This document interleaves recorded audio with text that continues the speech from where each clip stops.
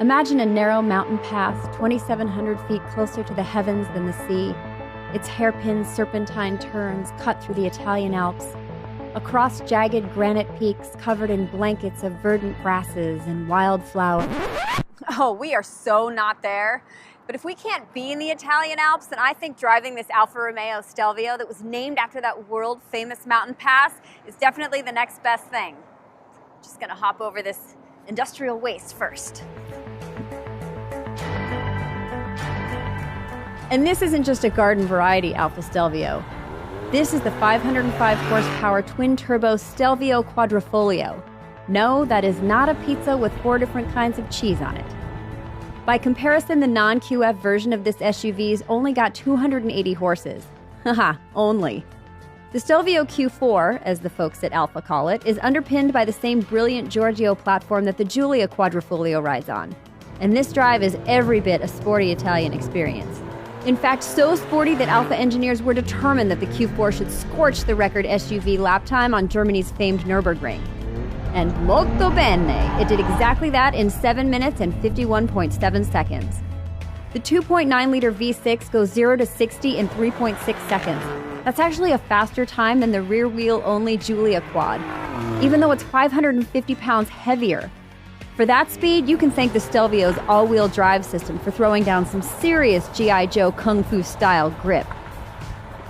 Under normal driving conditions, I say normal, I'm in a 500 horsepower SUV.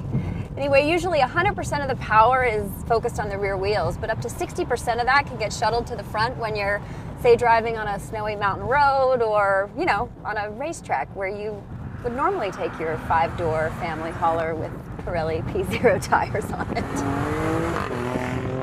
It's a really good day to run errands when your SUV rev matches and the speedometer goes up to 200 miles an hour. I will totally go to the post office for you. And forget a racetrack. Even on the streets, man, dynamically this thing is so good. The Stelvio's low center of gravity and torque vectoring rear differential corrects even the slightest driver error. And if you do mess up, even in race mode with traction and stability control both off, Alfa's running an anti-roll code in their software. You have to do something truly idiotic to get that to kick in. We don't have the optional $8,000 carbon ceramic stoppers on this Q4, but our standard drilled steel brakes are good. Almost too good, to be honest. They're perfect if you're driving with your hair on fire, but they're too grabby when you're just driving on the highway like a normal person. Again, a normal person in this. Come on. Fortified by stiffer springs and beefier anti-roll bars and an actual track setting above dynamic and normal, this sporty sport utility vehicle is the real deal. As such, it comes equipped with a host of thermal mitigation mechanisms like heat exchangers and extra hood vents to prevent spontaneous combustion from happening while chasing the checkered flag. Inside, all kinds of swanky stuff, which are pricey options for the base model, come standard on the Q4. Soft leather covers almost everything, and the carbon fiber is actually real. It's not just plastic made to look like it.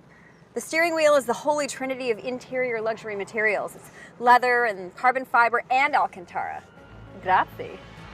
There's an 8.8-inch screen operated with a rotary dial, and it's Apple CarPlay and Android Auto capable, but those will cost you $100 more each to actually get them.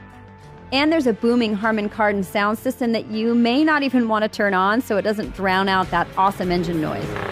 Seriously, when you press the throttle on the floor, you might think the back end exploded off your car.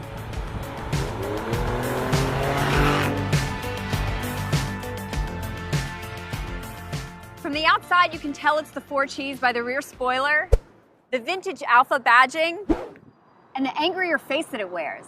Look at that. That looks like it's ready to breathe fire. Pricing for the Quadrifoglio starts at $81,390, including destination charges. This one here comes with a $600 paint job in a shade of blue that every Italian man over the age of 65 owns a pair of pants in. Another $1,500 gets us the driver's assist package, which includes forward collision warnings, lane departure warnings, and adaptive cruise control. I wonder if that's something you can use on the Nürburgring. The only option we don't have is probably the one that true race fans might think is worth having. Carbon fiber racing seats are a paltry $3,500. Like other highly capable SUVs, yeah, you might catch the Q4 in a grocery store parking lot, but man, this baby belongs elsewhere. The Stelvio Quadrifoglio is truly the stuff of which Italian mountain pass fantasies are made.